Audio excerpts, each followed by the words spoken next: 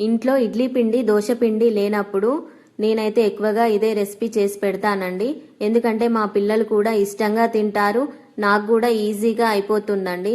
ఏం లేదండి, ముందుగా ఒక గిన్నె తీసుకొని అందులో ఒక కప్పు ఉప్మా రవ్వ వేసుకొని అందులో ఒక గ్లాస్ వాటర్ వేసుకొని ఒక 15 మినిట్స్ పాటు పక్కన పెట్టేసుకోవాలి. పక్కన పెట్టుకున్నాక ఇలా స్మూత్గా మెత్తగా అయిపోతుంది. దాన్ని ఒక మిక్సీ జార్లోకి తీసుకొని అందులో ఒక టమాటో వేసుకోవాలి పులుపు కోసం.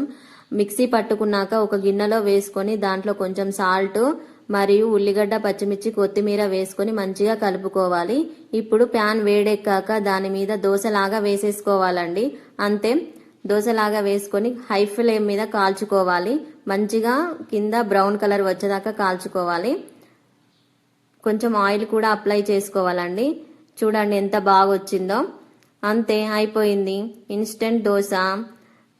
నా వీడియో కనుక మీకు నచ్చినట్టయితే please do subscribe our channel మౌనితో ముచ్చట్లు. Thanks for watching.